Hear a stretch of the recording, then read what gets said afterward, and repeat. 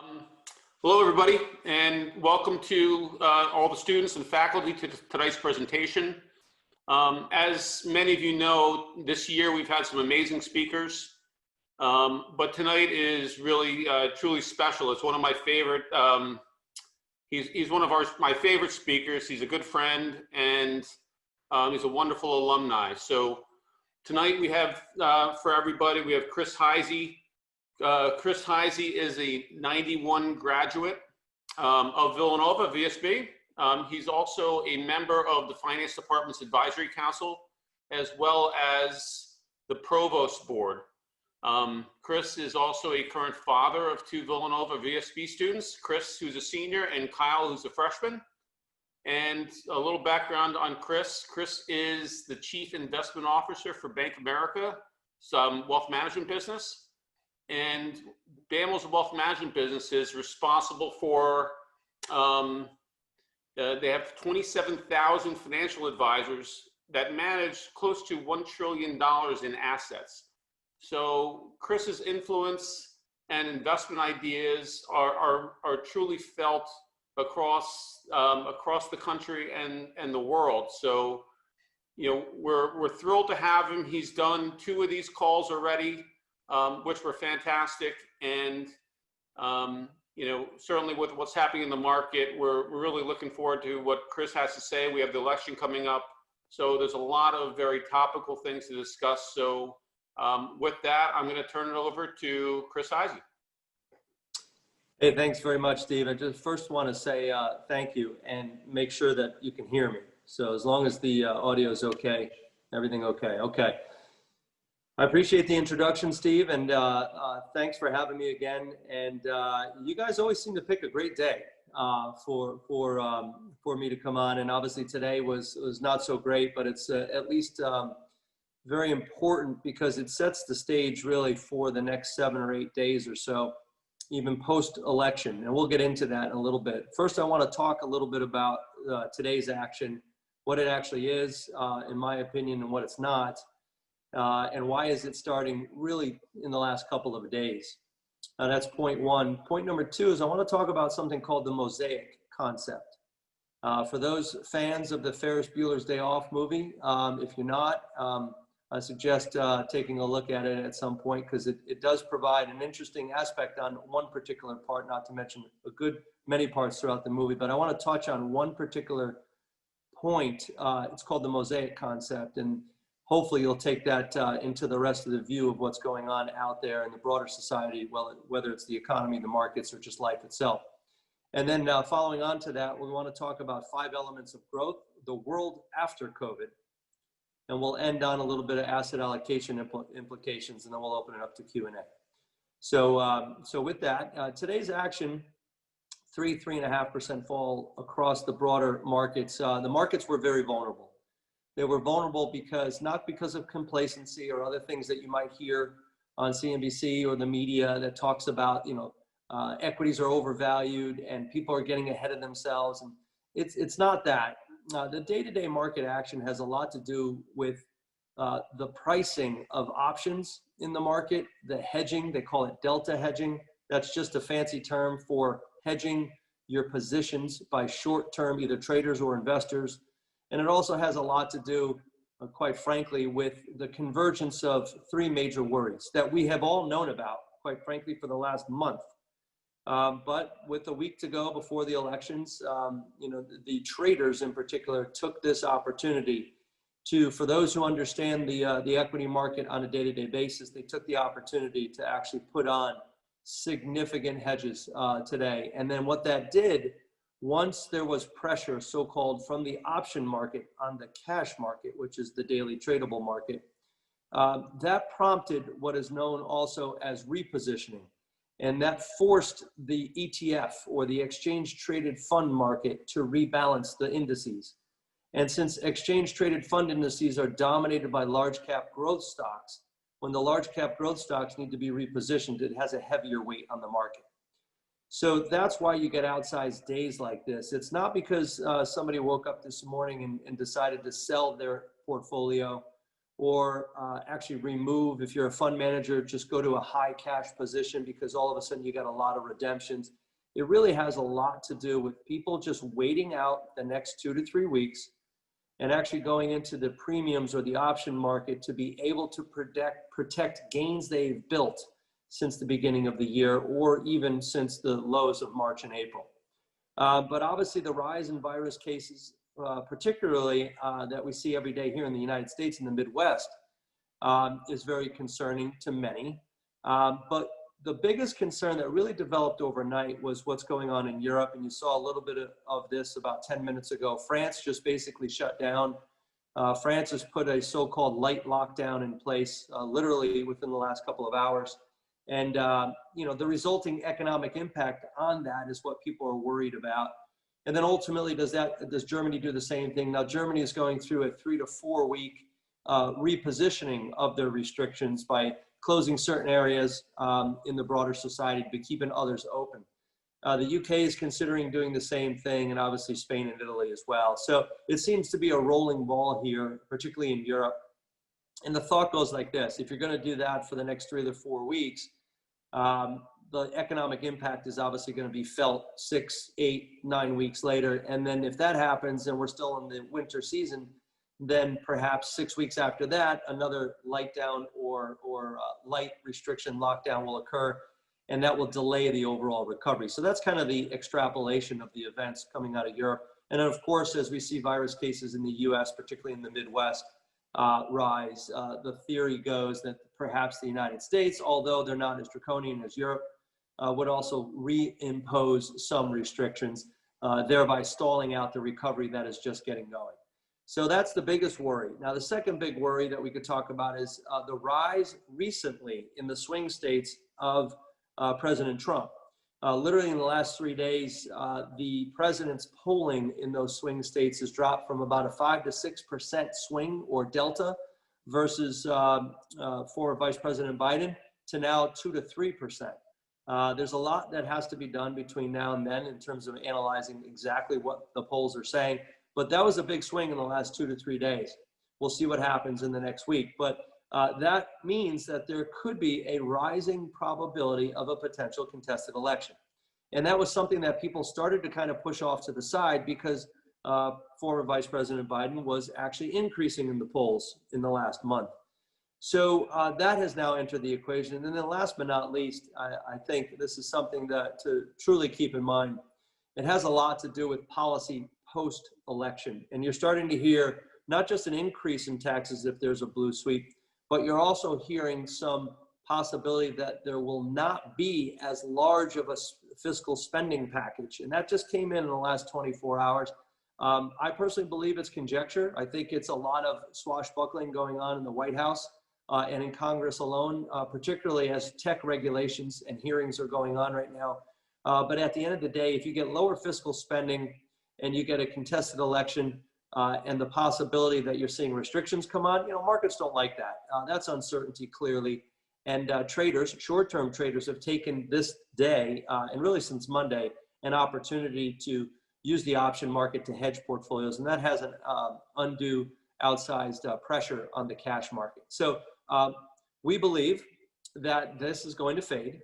And there's a lot of reasons why it should fade. And we also believe that post-COVID world, you'll see an acceleration of many growth themes that simply would not have happened if the coronavirus did not take hold and we did not lock down. So we'll go through that as well. Let's first talk a little bit about the election. Obviously, there's 3 scenarios. The 3 likely scenarios are this: in the current predicted markets that have the highest probability. So a blue sweep still has the highest probability, where former Vice President Biden wins, and then the Senate turns over to the Democrats. In that belief, fiscal spending would be closer to $2.5 to $3 trillion package that would likely be announced around the turn of the year, maybe delayed into Inauguration Day.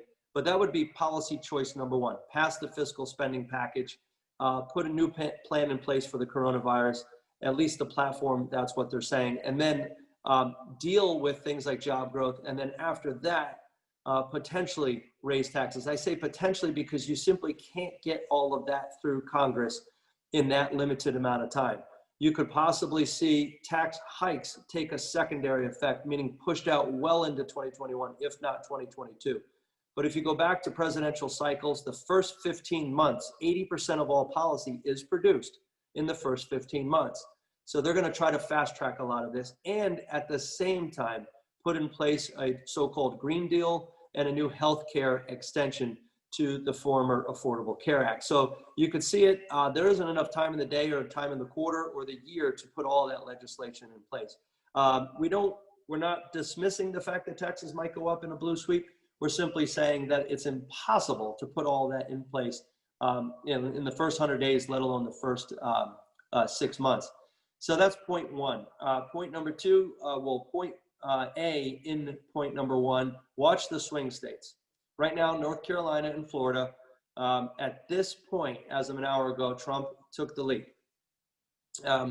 So that's key, because if Florida goes to Biden, then you know you're victor. You have a very high probability of you'll know who will win on election night.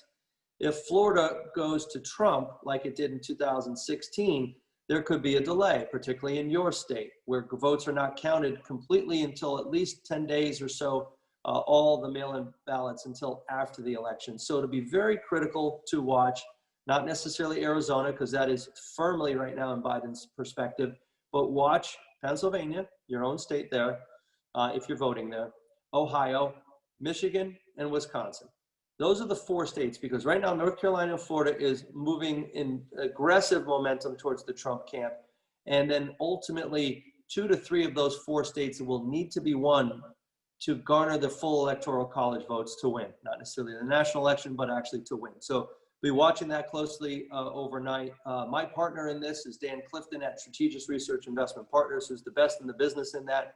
And he's always, quite frankly, been about 95% correct since I've been following him. And that's been really since 1991 coming out of Villanova. When you look at Dan's research, he says this: if the stock market, the S&P 500, is up from August 3rd to November 3rd, if it's up in that 3-month time frame, since 1980 election, it is predicted that the president has been the person in office. So there has been a re-election of that president. If the stock market is down during that time frame, the current president was voted out. It's just how it's worked since 1980, 100%. In all elections, it's 85% accurate. The other 100% accurate is about the economy, and it'll be very interesting to see if this holds true this time around, because of the self-induced lockdown that led to a very deep recession for 2.5 months so far. And that is within 2 years of the election day. Within 2 years of the election day, the sitting president has never been reelected when there's a recession in that time period. So those are the 2 things to see if they stand afoot this time around. It's very close right now in the market. Obviously, we've now wiped away the gains almost over the last 3 months, but certainly the gains from the beginning part of October. And we're now very close to flat or so on the S&P 500. So we've got a week to go to see if that holds. And on the economy, we know what happened there. Self-induced shutdown, recession did occur within 2 years of the next election day. But truth be told, it was a self-induced recession. We've never had one before. We've had one this time around due to the tragedy with coronavirus. So we'll see if that holds. The second scenario is this, as it relates to the presidency, and that is where the Senate remains Republican, the House stays Democrats, and then ultimately Biden wins the White House. Clearly, that would be legislation ground zero, and that would be gridlock. And probably gridlock is the wrong word to use, because you still have a midterm election in 2 years, and you will need to see certain states and governors push very, very hard for a fiscal package. So nonetheless, a fiscal package somewhere closer to the Republicans' package of around about 1.2, when you consider the midway point between what President Trump, Mnuchin, and Senator McConnell have suggested, is where the Republicans would like to see. And with the latest package coming from Pelosi and team in the House, about 2.1, we would say it's somewhere around 1.7 that you would see come out of that.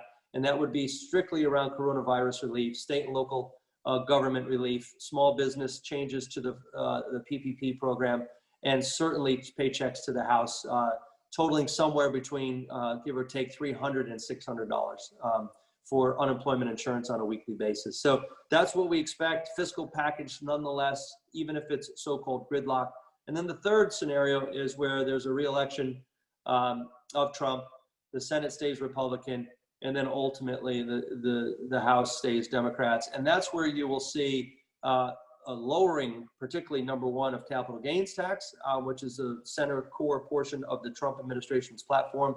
You'll likely see a major change to foreign income, where they would lower the U.S. domestic income rate lower further than what it is today. That was established in 2017. They would make those tax cuts permanent, and they would penalize foreign income even more. That lends me to my last point, which is you will definitely see in the first half of next year a harder line on China, if that was the case, and you would likely see higher tariffs, which would create even more uncertainty for things like the industrial sector. So I threw a lot out there for you. It's scenario 1, 2, or 3. It's anyone's guess. The polling changes since 2016. One would believe they've made major changes to the mistakes that were made in 2016 in terms of taking polling suggestions. So we believe that it is a little bit more accurate this time around. But as we've seen with Brexit, and as we've seen with the previous presidential election, there's many things that can go on literally with 1 week to go in the election itself. What's absolutely critical in the next 4 years is two things. Number one, a major adjustment to healthcare. And I'm not talking about a federal program or a private program. It's actually has everything to do with healthcare innovation. And we could talk about that at the end. And then secondarily, an entirely new infrastructure New Deal. And this New Deal must include a jobs works program that's tied to those workers displaced by areas like travel, leisure, entertainment, restaurants, pubs, and the like. If we do not see those as major policy initiatives in the next 4 years, then the current fiscal spending that's going to go on in the economy will be more like a sugar high than a secular growth strategy. So that brings me to the Mosaic Theory. If you remember the part in Ferris Bueller's Day Off, if you haven't seen it, or if you have, you go to the part where they're at the art museum and they go up to the painting, and Cameron is sitting away from the painting of about 30 feet. But the camera pans on the painting, and the closer he gets, the less clear the painting gets. And the closer he gets to the little boy's eyes that he's looking into, he's trying to gain intellect and insight into that person's thinking within the painting, but actually it gets cloudier and less clear the closer and closer you stand to it. My point is this: for investors, for those get closer and closer to the everyday monotony, the headlines, the details, the high frequency economics that comes out on a daily basis, the less clear you're going to have, particularly as an investor, and the less clear you'll have as a bigger picture that what is really going on. Well, it's important to see the grassroots effort on the ground that's going on in all the local communities in the small business enterprise area. And it's also very important to look for clues within the market called factors that provide you much more detailed analysis. So step away from the mosaic, think bigger, think longer, and think about big themes to drive the next growth cycle of this economy and the world's economy, and you'll be much better off. So that's what we try to do, although client appetites and investor appetites seem to be the 24-hour cycle each day. So that brings me to this point. World after COVID looks particularly like this, in our opinion. Point number one, there are 5 elements of growth. The first one is stimulus. We've already had 3.6 to 4 trillion in stimulus put in place, much of which we estimate about 70% of which has not fully filtered through into the broader economy. So only 30% is filtered through. We have close to 4 trillion in fiscal spend. Just to put this in on a relative basis, that's almost 20% of GDP in the United States, which is 22 trillion pre-pandemic. So you have fiscal spend at this point, almost 20% of GDP. When we went through the global financial crisis some 12, 13 years ago, but over a 4-year period, 2008 to 2012, the total fiscal spend was 5% of GDP. So we're 4 times greater this time around for obvious reasons. Secondarily, liquidity. The Federal Reserve program, what they did, and we talked about this the last time, they dusted off the playbook from 2008 and 2009. And they dusted off the playbook of every quantitative easing program that has been put in place since the first one initially in 2008. And what they've done is they've tripled it. So now you have almost 50% of US GDP in the form of stimulus and liquidity. Those are the two major spigots of growth initially here in the United States. Other central banks have followed to the tune of close to what the United States is doing. Germany and the European Union in general is about 38% of their GDP. Japan is over 40%. China, who knows? But we estimate that China's credit growth recently has picked up by a factor of 3, so 3 times what it was 5 years ago.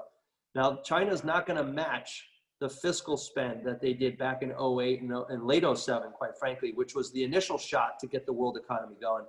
But they are certainly going to look towards pump priming and continuing to advance their latest resurgence in economic growth through the consumer, and you'll see more of that. So the world is awash with liquidity and fiscal spend. Again, 50% of GDP. This is 2.5 times greater than any other period in history. So if you go to a post-vaccine, better treatment, better therapeutics time frame, put yourself next quarter, second quarter of 2021, the summer of 2021 itself, you will likely see not only a much more robust economy, obviously, but a quicker resumption to the new normal. Now, things are not likely to get back to what we remember as so-called fully normal, but it's going to be an entirely new normal, and we estimate that many things have been accelerated because of it. Very unclear, very mosaic-like if you stand right in front of the mosaic, but we have to take a step back and look at the big trends that have been developing since the onset of the lows of March and April. The third part in all this is another acceleration, a third of the 5 elements of growth, and that's US housing.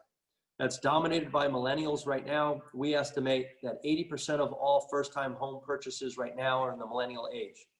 The oldest millennial is about 39. The youngest is somewhere around 21, 22-ish, 23-ish. That life cycle has a long way to go before they tap out on home purchases. With discount rates as low as they are, and the fact that you're going to see fiscal spend, and at the same time, likely to see disposable personal income go up for that cohort, that lends itself to a great transition from the millennial buying wave to the Gen Z buying wave, which you guys got plenty of time for that. Don't fast track it. Owning a home is a lot of heartache. It's great when you're growing a family, but you've got time for that. My point here is that you got 150 million people between millennials and Gen Zs over the next 20 years that will switch into the age group that allows them to buy a home. And that has never been seen before. The problem right now is supply is low. The boomers are holding on to their jobs. And the trade-in factor isn't there in some of the economies around the country. As that starts to change, the existing home sales will likely go up, not down. And that means supply goes up a little bit. That should quell a little bit of the price hikes that are going on in residential real estate. But the fact is this, for every 1 construction job, there are 9 other jobs that are likely to be created off of that. It's the greatest leverage of any industry in the United States, and that's why the core growth of the United States is dominated by housing. Secondarily, it's dominated by autos. So durable goods purchases, from our estimation, are still a big driver of the economy, and they're being helped out by fiscal spending programs, but really helped out from a secular growth strategy by demographics. The last area that I want to talk about, the last 2 areas, is the correction in the dollar. The dollar was overly strong for 10 to 12 years. It had bouts of weakness. Every time the Federal Reserve tightened policy, the dollar strengthened considerably. It choked off of the emerging market engine. It choked off non-US growth. And we all know that manufacturing overseas drives non-US growth. The service sector and housing in the United States drives US growth. You need those 2 working together to create a higher nominal growth curve. And when you got one versus the other fighting for that overall level of growth, it simply can't create a long-term growth cycle. So when you get policy errors, and every time the Federal Reserve thought that growth was getting too hot, they would think about, or at least talk about, in some cases, raise interest rates like they did in the fourth quarter of 18. And that simply creates a stronger dollar, hurts non-US growth. It creates tightening, particularly in the balance sheet of the Federal Reserve. It lowers lending velocity. And when you lower lending velocity, you have less transactions out there in the broader economy. And ultimately, you turn over. And that creates disinflation. The Federal Reserve has finally said, we're going for inflation, an inflation target of 2%. To average 2%, you got to get to 2.5 or 3. And that takes time. That takes higher hourly wages. That takes higher transactions. That takes, in some cases, higher deficits. But what is clear is a correction in the overly strong dollar. It's not going to happen every day or every week or every quarter, but certainly over the next 5 years, a correction in the dollar should support non-US growth, non-US manufacturing, and ultimately support a steeper yield curve, increasing lending velocity and helping out the banking system. Last but not least, something we have not had in at least 2 decades on an average growth basis above 5%, and that's capital investment. And that's a simple way to say building new plants. Changing software programs, increasing investment in hardware, redeveloping industries that have been harmed. CapEx growth has been very anemic in this cycle. I think it's measured incorrectly. If you think about output per hour, it's very difficult to measure productivity when you have the sales forces of the world and the workdays of the world creating software programs that link multiple software programs together to make you and us more efficient. But yet, since it's counted as software, it doesn't feed into the overall measurement of productivity. So the software cycle is not ending. The software cycle is being extended. But in addition to an increase in capital investment in software, we're going to see capital investment in hardware and things like 5G, in smart cities, the Internet of Things, the second level of the cloud that we call the galaxy, which is 10 times the cloud, the build out of broadband, healthcare innovation, digitalization, et cetera. The digital economy right now in the United States is only 9% of the broader economy. Less than 2 trillion is exposed to the digital economy, but yet it's the highest growing area of the economy. So as you advance the digital economy, you automatically advance CapEx. And from our perspective, that's been the missing link. And that's why we are much more bullish on the growth outlook in the world after COVID than many other people. So those are the 5 elements of growth. It's going to look very unclear through the turn of the year, but by the summer of next year, most of that will be very clear and continue to filter into the broader economy, in our opinion. There's 5 areas that I'm going to end on that are really about the big future, and they're called the 5 forces of change. The first one is this: after every crisis, the following 3-year period, regardless of who is in the White House or regardless of the makeup of Congress, there has been an explosion in the acceleration of various policies to induce higher nominal growth. And we say higher nominal growth because that's what pays the bills. That's what creates cash flow. Cash flow pays the bills, earnings do not. Having said all that, the other component of the 5 forces of change, other than the massive search for higher nominal growth, and we'll get into a couple of things that will help spur that growth, is operating leverage in the private sector. So the acceleration of expense management through the COVID period, particularly through May through July, that period showcased within the S&P 500 an increase in operating leverage by at least 2-fold, so 2 percentage points in operating leverage on the S&P 500. And it's not just the tech sector. It actually is happening in very harmed areas like travel, leisure, and entertainment. What that simply means is this: for every dollar of revenues that drops down to earnings, it drops down in a more efficient way because expense management, initially less labor costs, secondarily higher use of technology, and then third, ridding themselves of waste.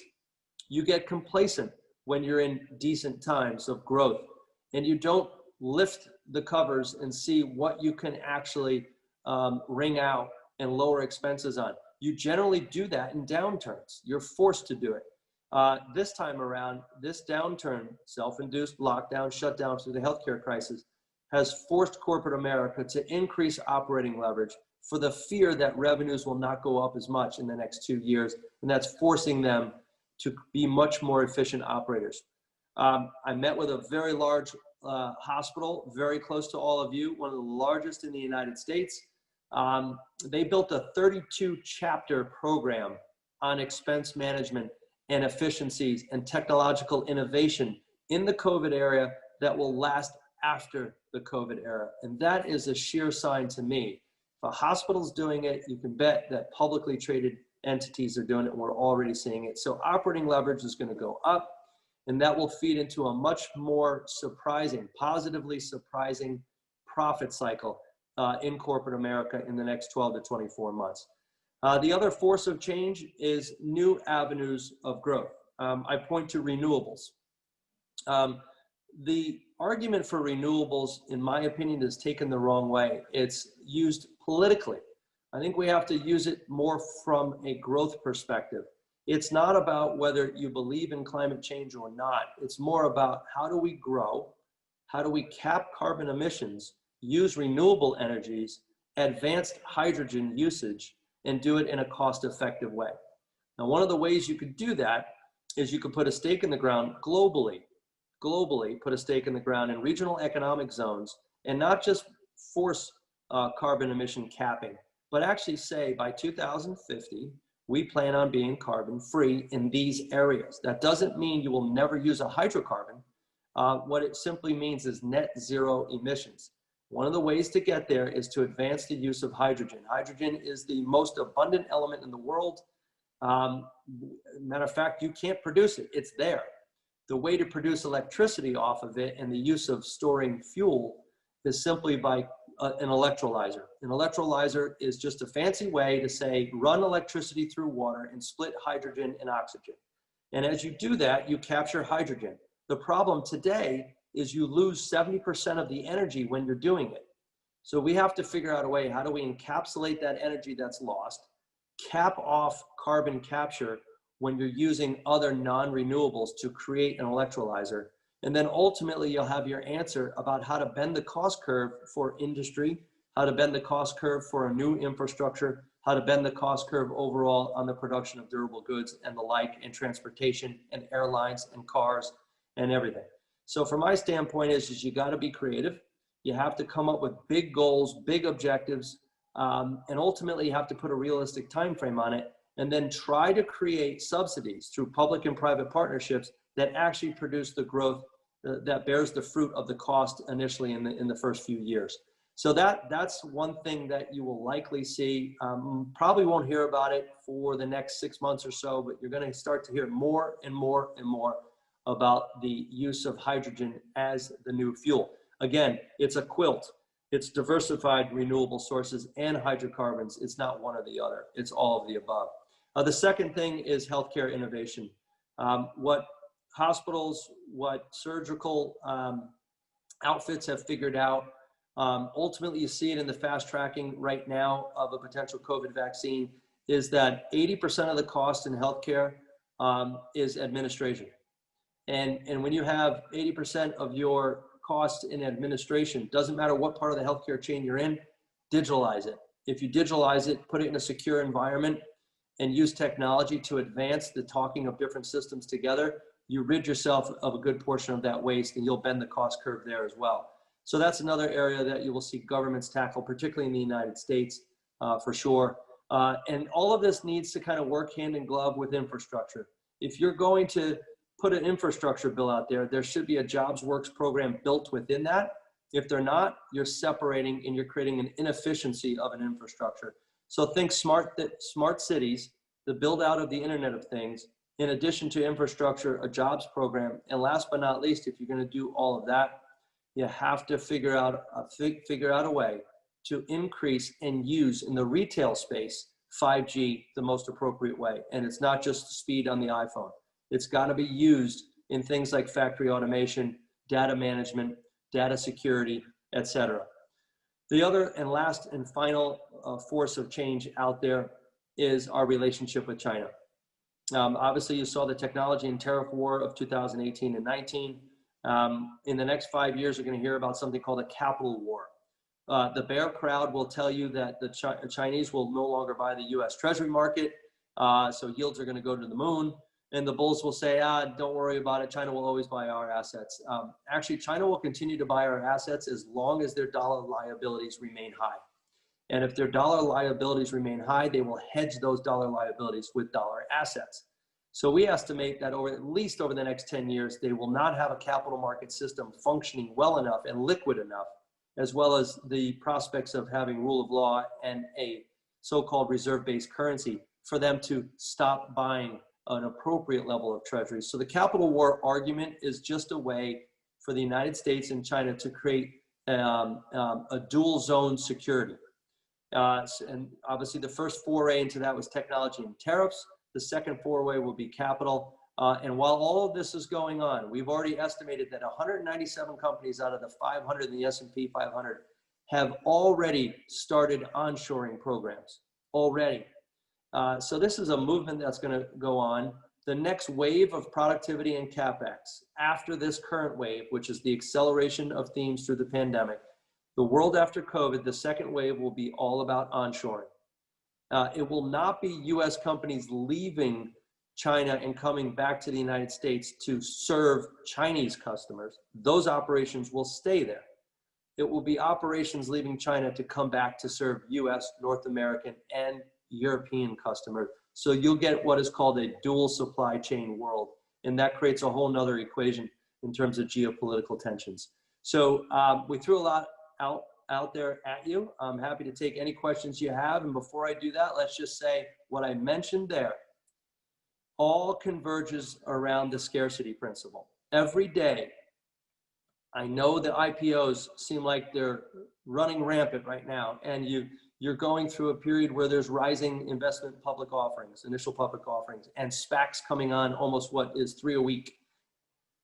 But I can tell you that the supply of equity is dropping every day, every week, every quarter versus what we have seen in years past. When the supply of equity drops and you get cash returns at 0, and gold doesn't provide you cash flow, and fixed income rates are below liability percentages, it's not the fact that equities, there's no other alternative. It's the fact that equities are still the producer of free cash flow more today than ever before, and the scarcity principle supports higher multiples with a lower discount rate.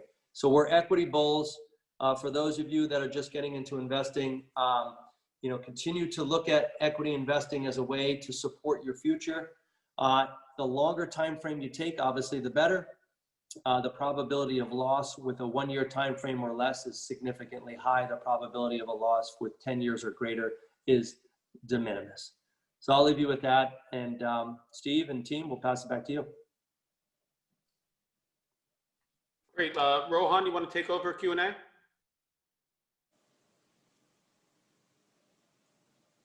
Yeah, I'm handing it over to Kelsey. Hi, Chris. Thank you so much for speaking with us today. That was all very great insight. So this is a student submitted question. You talked a little bit about renewables and how the current perspective has a political angle. How do you see that investor perspective shifting in the future? Yeah, Kelsey, that's a great question, because ultimately perceptions change when money is involved, quite frankly, and jobs are involved. And when you start to get into a higher return on investment, the private sector, seeks it out. The private equity shops seek it out, and you get a funding source that is done through the private sector. You're starting to see some of it. Europe is ahead of the game at this point. There are a few companies that obviously are up 3 and 4 and 5-fold this year. Many of which don't produce any earnings, but obviously those are called promise stocks. Those companies, many of which have just been born in the last 5 or 6 years, but are now becoming a part of the investment lexicon in Europe. Those are the companies that are involved in electrolyzing. I mentioned before, splitting hydrogen and oxygen. The way I would look at it is a little different. If you start to look at the blockers, if the blockers begin to perform better, that means they're receiving investment. And those blockers are not necessarily governments, but in the private sector, those are the companies that try to compete with renewables. Instead, they change their business practices. They change the way they produce their own profit cycle. They begin to reinvest away from what's dying and invest in what's growing or is about to show significant promise. And when you start to see that, that's very real. That means momentum is gathering. And then ultimately you see what you always see in all cycles. If there's a high enough growth curve and there's limited supply, you get the biggest bang for your buck initially. And then the investment seekers come out. The private equity world comes out and begins to fund these initiatives, not behind the scenes, but in front of the scenes. And what we've seen recently is a lot of securitization of energy assets within the renewable space, but also in things like industrial engineering, industrial capacity and utilization. And they're getting ready to retrofit those areas to accept new renewables like hydrogen, because it's very difficult to store, it's highly flammable, and a whole slew of investments are needed, not just to get it to fuel use, but actually to hold it. The easy area is obviously cars and transportation. The difficult area, because most of what is produced in the renewable space still, in the industrial space, still emits greenhouse gases. So all of that changes when the private sector begins to notice, and we're starting to see that. Thank you. Hi, Chris. This is also a student-submitted question. How should investors look to navigate the potential changes within the healthcare space, given how drastically different each candidate's viewpoints are? Yeah, this is, thanks, Luke. This is a subject that will likely be around for the next 30, 40 years as it relates to what do you do with healthcare. You know, from the standpoint of the current argument, it has a lot to do with coverage. It has a lot to do with how do you fund it. It has a lot to do with choice. All those things, both sides have a credible argument, in my opinion. I almost think it's all of the above. How you fund it is where the argument goes left or right. And that's the difficult part. When you have a huge need and you have an inability to fund that huge need, then it becomes binary in the political spectrum. You know, do you cut defense spending? Do you cut the budget on this side? Do you ultimately reform Social Security? Do you raise taxes? How do you fix the budget deficit? These are all things that become like a Rubik's Cube. Instead of releasing regulation, number one, putting a stake in the ground, and actually digitalizing healthcare, allowing systems from one hospital to talk to another through 5G. Now, it remains to be seen, but no one's really talking about it right now, but that must be a part of the next wave of innovation. And then last but not least, I think without question, as an aging society that continues to move forward, and if we take the appropriate learnings from life after COVID, of what we learned through COVID, it's clear that science gets us back, science and technology get us through.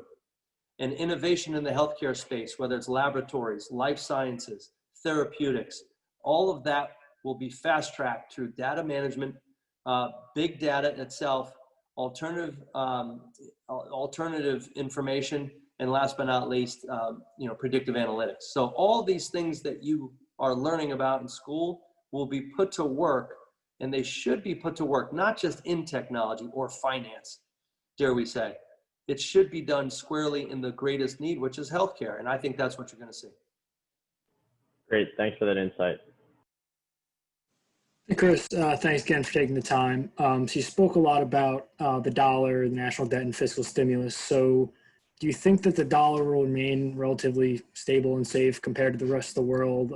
And obviously it depends on the election outcome, but do you see a cutback in spending in order to like maintain the debt a little bit to continue like the U.S. being the world's currency? Yeah, I think that's the next 4 years, what you just laid out there, Sean. And first, let's take the deficit. Clearly, the deficit could approach 20% on an annual basis with the potential for a new fiscal package. It'll likely probably not get to 20%, but 16, 17% is pretty much written in the cards. We have to switch from relief spending to full recovery spending. And that's where that next package will get us through into.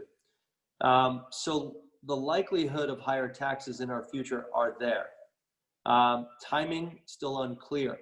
But you can't grow your way out of a full deficit that large. You can get it back down to 8, 9, 10%. But again, we must create secular growth strategies, not sugar highs. So the dollar is going to initially go through a correction phase because of a wider deficit than what anyone projected, not just in general in terms of ourselves, but versus what the rest of the world, where their deficits were and how high they're going. That's one. Number two is interest rate differentials, although they have changed a little bit recently, they're staying sticky in Europe versus the US. And more importantly, in Asia versus the US, Asian rates are going up, in the US not as much. So interest rate differentials are kind of, I would call it neutral for the dollar. And then growth. Growth initially for the US will come back and snap back pretty aggressively, but Europe's new pandemic relief fund will get them from what they've averaged 1% growth, will get them to 2. That would be akin to us going from 2.5 to 5 and staying there. And we're not going to go to 5 and stay there. We're too much of a large economy. So, and Japan is also doing something similar, and they're dominating factory automation. So growth differentials should narrow in the next few years, and that puts weight on the dollar. But here's the real big reason why the dollar is likely to go through a correction, even if none of that takes hold. It's the fact that money growth, they call it M1 or M2. The collective M1 is going up by 25% year over year. That's basically like saying the available dollars in the system are 25% higher today than 12 months ago. And that simply means a higher supply of dollars by default lends itself to a correction in the price of that dollar. And that's why you're going to see a short-term so-called weak period in the dollar. As it relates to just debt itself, the only way to get out of debt is initially the first 10 to 20 years, quite frankly, which we're in now, is to keep the annual interest of that low enough where you can service that debt while you're building the next wave or the next growth cycle. Unfortunately, in the United States, that has come and gone multiple times since 2012. And each time the Federal Reserve has tightened and choked off growth just when the world was becoming a synchronized global engine. We are now back in that cycle again, where it's a synchronized growth initiative. So you're going to see growth eat into that debt, but because of the spending that's going to happen through the COVID era, we're now net flat, and we're on our way to 150% debt to GDP. So how do you fix that? Obviously, you got to raise the retirement age, which we haven't done. That should be considered. We have to reform Social Security through those who can at some point go through means testing. And I think also you're going to see 20, 30 years from now, when debt to GDP gets to a level that now you really have to do something about it, you're actually going to see US asset sales.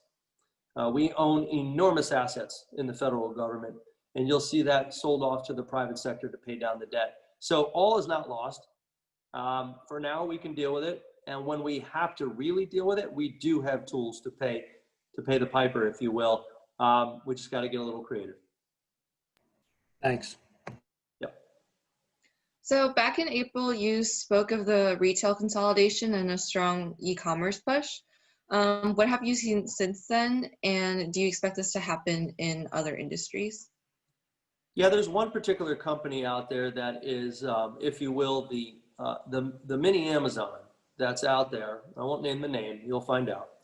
But that mini company is out there connecting various networks together and helping non-online merchants get online. And that is happening at warp speed. Now, it was already a big momentum previous to COVID. And then when COVID hit, the only way out for many of those stores was to create an audience that was something they've never dreamed about, that never walked through their front door. Now they're creating a front door online. And you won't see it right now, but over the next 24 months, the online penetration will go up to its highest levels we've ever seen. And that is going to create things like logistics nightmares. So the logistics industry is going to have to expand. Obviously, the transportation industry is going to have to expand the last mile. Network and the use of big data, warehouses are going to have to expand themselves. So areas that are going through pain that will sell themselves down, like the retailer that can't survive, that has big warehouses, they will be sold to the online merchants that need a warehouse and all the ones that we know about. But we do know this: consumer buying patterns change almost every 3 years. And if you can't keep up with consumer buying patterns, and you can't create an experience, not just online, but in a value purchase of what you're buying for that experience, you're not going to survive in the retail land. We became over-retailized. Massive consolidation is needed. That's the same way in restaurants, same way in pubs. Unfortunately, all of those things are going to have to go through consolidation. And it's not just that the big are getting bigger there, because the big are definitely getting bigger, but it's the ones that are more nimble. Those are the ones that are surviving, that are using technology more appropriately, more effectively, more efficiently, and reaching the end consumer with an experience that simply can't be replicated inside the store. Now, having said all that, you still need some brick and mortar out there because people are going to want to socialize again, and they want to get out of their houses and communities. And the pent-up demand that we're seeing is enormous. And that you will see summer, spring, onward next year. Thank you. Yeah. Obviously, the energy sector has been hit extremely hard and continue to struggle, but how do you see the sector performing moving forward as the economy starts to open back up in 2021? And to follow up, in a blue sweep, how do you see the implementation of the Green New Deal affecting the energy sector? Yeah, it's kind of like Jekyll and Hyde. On the energy side,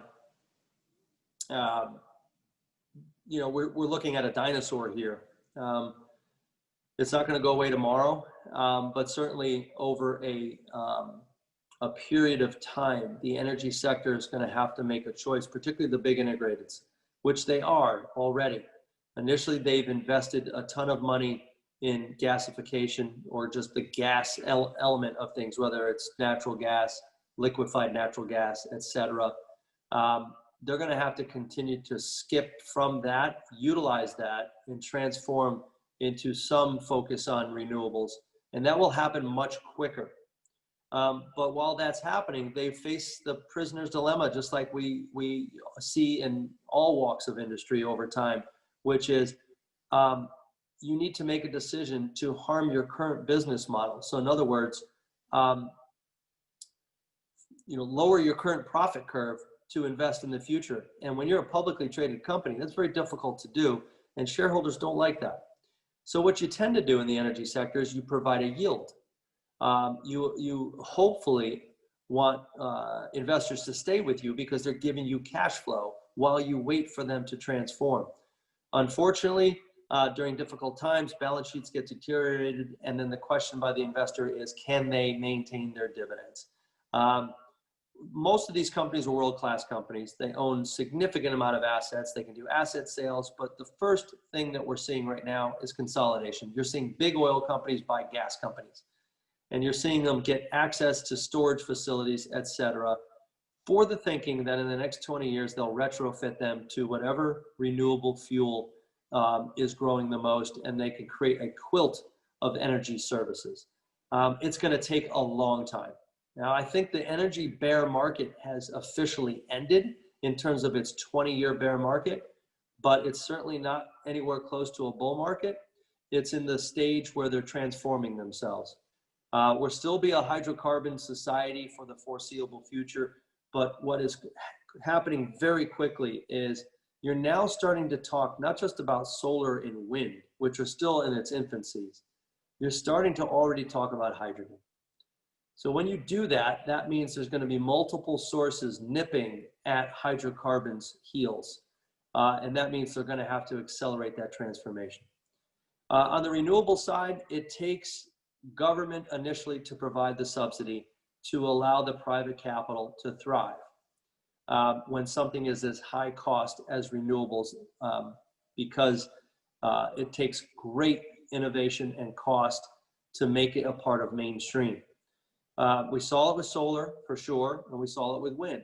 And when the wind's not blowing and the sun's not shining, you're going to need something else. And you can't just use the storage of energy off of those two sources. You're going to need something else. So you're going to see governments put a stake in the ground. Initially, it's because of greenhouse gas emissions and enforcing basically zero emissions at a particular date. Europe has already put that stake down. South Korea is the leader in the world in the hydrogen space, particularly because they're forced to do it. Japan is right behind them because they shut down their nuclear facilities. So in the United States, it shouldn't be political. It is at this point. It will soon become a public-private partnership just as soon as there is a credible subsidy in place, credits, just like there was for the electrical vehicle industry and solar and wind. And as more and more of that gets put to use in other renewables, you'll see a real renewable strategy here in this country. Great, thanks. What is your outlook on consumer services, like you said, restaurants, hotels, cruise lines, that obviously been very badly battered by COVID? We thought they'd pick up a lot and sort of, I guess, stall at this point. Yeah. How long do you think it will take for these companies to recover? And I guess, what's your view on the space? There's a few things we didn't talk about. Is this binary argument that everybody always asks is, do you like value or growth? And at the heart of value happens to be economic sensitives and what we call the epicenter areas of travel, leisure, and entertainment, and in some cases, financials. Our view is it's not growth or value. It's certainly all of the above. Own good companies, great CEOs, executive teams who understand sustainability, et cetera, who can change, who could be nimble, create new product cycles, et cetera, and you own good companies. That happens to be in all walks of different industries and different types or factors, whether it's value or growth. Now, the growth stocks dominate the US indices. Therefore, the better the growth stocks do, the higher the index goes up, the higher the market goes up. Next year, you're likely to see the sensitives, so the cyclicals, take over. Number one, because they've been the most harmed. Number two, because the recovery is going to be much more visible. So you'll stand farther away from the mosaic. You'll see the recovery much more visible. And just by flicking on the lights further into the recovery, their balance sheets, their profits, et cetera, fall to the bottom line in a much more efficient way. So the travel, leisure, entertainment areas have the greatest pent-up demand. The economic sensitives have the greatest bounce back ability because we're getting further into recovery. Put those two things together, that's only 23, 24% of the S&P 500. So the market is likely to grind higher next year, not zoom higher, but create a more diversified advance where the economy is gathering itself and those areas that were most harmed are now getting up off the ground and beginning to jog. So we think whenever there's high pent-up demand, and there's a catalyst for change, if you can figure out the timing, then you have your answer as to how quick those areas will get up. We estimate, again, it's next year's story. It's going to come down to the virus. It's going to come down to how quick this so-called third wave can peak out to determine when travel, leisure, and entertainment, particularly cruise lines, airlines, and hotels, come back sooner rather than later. We do think it's the story, for sure, over the next 3 to 4 years, where high pent-up demand lends itself to a much more robust turnaround in those areas. It's simply not in the next 3 months. Thanks. And I guess as a quick follow-up, when you spoke in April, you said that back then the focus was on a second wave. So if we're in a so-called third wave now, what are we looking forward to? Yeah, what's interesting in the United States, it's tough to say the same thing in Europe, is the waves are coming in the areas in which the virus had not presented itself. So if you think about the tri-state area, initially in March and April, most harmed, most hospitalizations, unfortunately the most deaths, couldn't get a handle on the outbreak. And then it started to shift to the FCAT areas, Florida, California, Arizona, and Texas. That happened in June, if you remember that.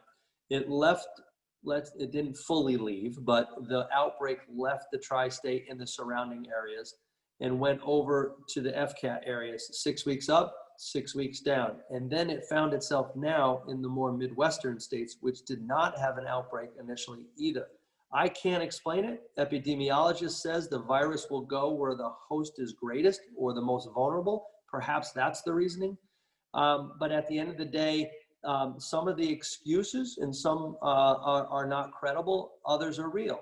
The use of masks, hygiene, and doing the daily less risky practices work. They do work. They work in stopping outbreaks from getting out of control.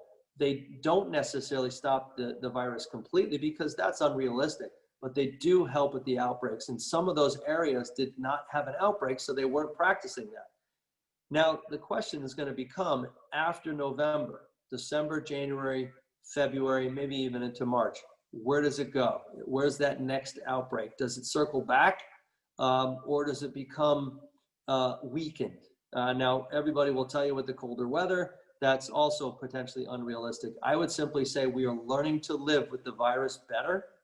We're practicing better hygiene, if you want to call it that, and best practices in general. Hospitals are so much more well-equipped. PPE, personal protective equipment, is not as abundant as we would like it, but it's massively abundant versus where it was. We also have learned new techniques, something called pronate. If you happen to be succumb to the disease and you go into the hospital, they didn't know the first couple of months that putting someone on their belly induces better oxygen levels in the lungs. Now they know that. So there's so many learnings coming out of this that the key will still remain how overcapacitized or not are the hospital systems. And if we can just keep the hospitalizations and the fatality rate at bay, God willing, the virus outbreak will learn to live with it more and more and more as we head towards the full winter months and into next year. Thanks. So with the growth of 5G technology, do you see that we have the infrastructure in place to carry this demand? Or do you think we need to incorporate some sort of reform in a future infrastructure deal to accelerate that adaptation? In a certain way, we have the infrastructure, at least knowledge, know-how. We probably have 6G and 7G, and I wouldn't doubt we probably know 8G. It's just like back in the day when Steve and I were first starting in the business. Intel produced a new chip every quarter, maybe every half year. The Pentium, before that, the 386, before that, the 486, the 46. They already knew what the Pentium was when they were producing the 386. It's the same thing this time around with 5G. It's the same thing with the cloud. The problem is all things around the technology. Can the towers handle it? So companies that are in the tower business, they're not ready for it. The transistors within the towers, they're not ready for it. Other telecommunications hardware, the equipment manufacturing is not ready for it. Semiconductor-wise, we're ready for it because that's America's greatest advantage. But telecommunications equipment, we're not. So you're going to see advances in 5G. You're going to hear it talked about. But you're not going to feel it in your phone initially. Now, you may psychologically feel it, but you're actually not gaining much faster speeds. You will likely see that more 2021, probably mid, and in earnest, really 2022. That's why, while all of this is going on, we need to figure out already 6G, 7G, 8G for the healthcare system. And I think because of the learnings coming out of COVID, hospitals will be forced to bend the cost curve that way because of what they've learned and how much it's needed in that space. So early days, we have the knowledge, the know-how, but the infrastructure is not fully ready.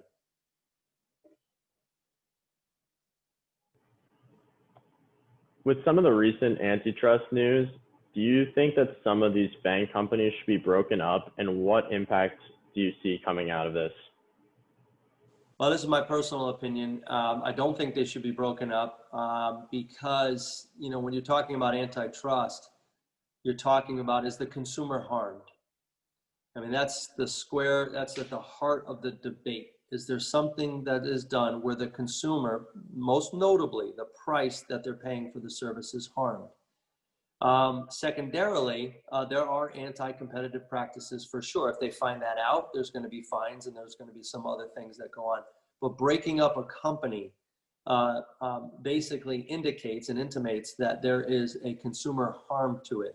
It's going to be a very, very, very difficult proposition for the government to prove that.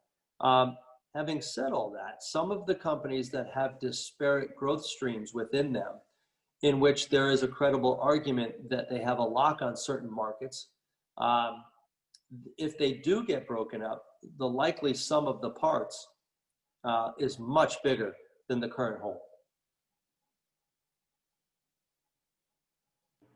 Great, thanks. So we got another student submitted question here, two parts. So one, do you see automation as a serious threat to the future of manufacturing companies begin to onshore jobs? And then two, how far along in these like so-called industrial automation cycle are we, and have companies been able to cut costs like you mentioned in this period of downtime? Yeah, we're fast tracking automation. We're fast tracking, particularly factory automation, warehouse automation. The use of robots is being utilized in a variety of settings. You'll start to see, and I know this sounds crazy, but I would venture to guess within 18 to 24 months on new chains of restaurants, fast casual restaurants, you'll see a robotic-like creature flipping burgers in the back if you happen to go in. Most of you guys probably just order off your phones, but if you happen to go in the store, you'll see them back there. What companies are doing is not necessarily lowering their labor force, person by person because of automation. They're actually switching what that person does. So instead of being in the background, they're in the foreground. Or the job changes itself. We've seen it time and time again through all cycles. When a job becomes obsolete, more jobs are created. It just takes a little bit of time later. There's this limbo period where the adjustment factor is taking place. We're kind of past that at this point. Onshoring will be fast-tracked for two reasons: security reasons, policy, and then within policy, the growth. The J-curve effect is going to take over, though, in the first couple of years. Is at least estimated $2 trillion in costs to move onshoring operations from overseas back to the United States. So that simply is unrealistic. So what do you do with that? You go back to Mexico again. It's one of the reasons why the new North American Free Trade Agreement was created, to allow greater use of North American manufacturing processes again. And you can't all go and shift to the labor force in Vietnam because they cannot simply take up for all the labor that was in China. You can't go to Laos, you can't go to Cambodia, but you can go to other Eastern Asian countries for that and create a regional economic onshoring path. So you're going to see different paths to this. The dual supply chain will be created. It'll be dominated by the things that we do best. And if we're selling to North America and Europe, that will come back home. Factory automation will bend that cost curve and allow that to happen quicker. The use of robots as well. And actually, your car today is a robot. But yet we're selling 19 million of them. And that has created a ton of jobs outside that, service jobs. Someone's got to fix these cars. So you'll see a lot of job growth coming off of automation and innovation, and the depletion of jobs is a story that simply just doesn't hold water when you go back in time and look at all cycles of innovation. Thanks. Sure. So as Americans begin to struggle with paying for rent and with current moratoriums in place on evictions to protect tenants, what effect will this have on the overall U.S. economy even after another stimulus package? Well, this is one of the reasons why Fiscal CARES Package 3.0 was put in place, called the CARES Package. That was designed, number one, for small businesses to remain an ongoing concern. And then if you give them a loan, you don't have to pay it back if you can prove you keep employment levels flat. And that was simply designed as an income replacement vehicle. That didn't happen during the global financial crisis. When people were laid off, they were laid off. One of the reasons why we had anemic growth for many, many years afterwards, even though the stock market applauded the fact that things were getting better, they simply weren't great. This time around, the Federal Reserve program changed drastically, and they created income replacement vehicles through the CARES package. Some of that has rolled off on July 31st.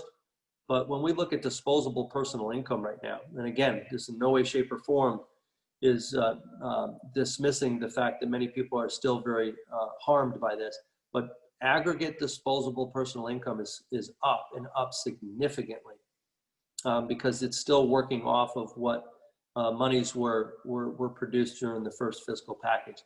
Now, because the virus is going through different waves, and because this is going to last into the spring as it relates to a full recovery in the economy, another package is needed, and it's a bridge. It's a bridge to the recovery, and other policies are needed, like you mentioned, to be extended out perhaps past the beginning of this year.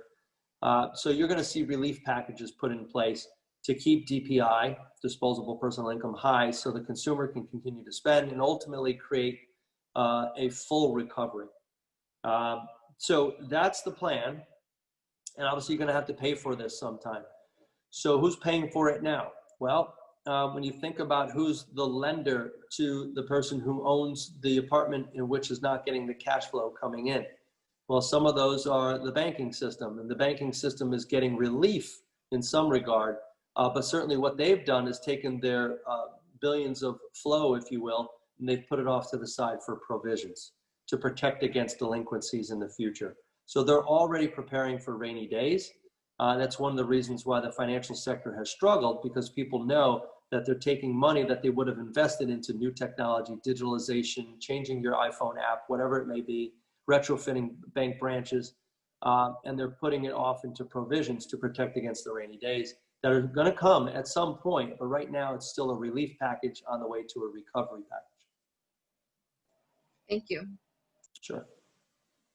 Chris, I just want to close with one question. Now that we've seen the downturn of traditional retail, and we're talking about onshoring and other COVID effects, do you see any kind of geographic shift that concerns you, or away from urban areas, which are like into rural areas or other states or other types of things that we could see some kind of dramatic shift, civil unrest, other types of things that may give you pause for concern? Yeah, Steve, I think let's start with civil unrest. Until the income inequality equation changes drastically, when I say changes, until we could figure out the bottom end of that spectrum, and when I say bottom, I mean what is driving that income inequality. It's measured in a way that, again, changes the argument. The income inequality spectrum is measured by net worth. That's the wrong way to look at it. We have to look at where are the jobs being produced at a level that gets one not just out of poverty, but gets them into a higher class of a cohort. The way to do that is through education. And so until we can actually change the access to education in areas most harmed and subsidize that, quite frankly, the income inequality gap is not going to narrow as much as we all want it to be. So we got to start there. And so civil unrest is now being politicized, if you will. But there's a way to kind of thwart a lot of what people are very, very distraught about. In many cases, it is the access to opportunity. On the flip side, when you look at urban and rural areas and tertiary or secondary cities, I always use Nashville and Charlotte as a great example of the ability to produce young, youthful communities by providing them access to social enterprise. Obviously, that's thwarted right now with COVID, but it'll come again. But that's where house prices began to go back up. Dilapidated neighborhoods were refurbished. The outgrowth of those areas went further away from the cities, 20, 30 minutes, and people were starting to commute into downtown Charlotte. Their cost of living was so much more attractive than other areas. Next thing you know, the labor pool is increasing, colleges are thriving, healthcare communities are thriving. That's what creates a community, most of which happens to be in areas that start with a more youthful labor pool. So I'll always go back to this. The city provides an experience, whether it's New York, whether it's Dallas, whether it's Boston, San Francisco, Los Angeles, Chicago. It provides an experience you can't get out in those areas. It's a different experience. And that will always attract a labor pool, usually around the highest paying jobs. And that is still going to be an attractor of talent. And until that changes, the death of the city is just not around. So it's in limbo. Commercial real estate is going to go through a really tough go. But consider that to be 2-3 years, not 10 years. And the city will be back. Obviously, we got to fix the pandemic first, but those areas provide experiences that many cohorts want to come to, particularly non-US travelers. So it's kind of a dual economy, Steve. There are new outgrowth areas. Seattle, Portland, was 10 years ago. Charlotte, Nashville, Jacksonville, Austin. Those are the places you're hearing about now. But the city's going to be fine. The city's going to be fine. That's for sure. It's been through rougher times. We all know that. Great. Well, listen, thank you very much. You know, as always, you know, you're an amazing speaker, and, you know, I know the students love hearing you. So we hope we can invite you back and for, you know, next semester and do this again. But on behalf of all the students, thank you for your time. Thank you for your insights. And thank you for everything you do for Villanova. So thanks. Anytime, Steve. Always come back. Just drop a line anytime. This is a great group of people. You guys are the best. The school's the best. Go Cats. We're going to dominate this year in hoops. Don't worry about it. And at the end of the day, you guys have weathered so much. Your next 5 years, whether you're a senior or a freshman on this call, the next 5 years will absolutely solidify you as the era that changed the game. Just keep your head up, be positive. Things are going to get better.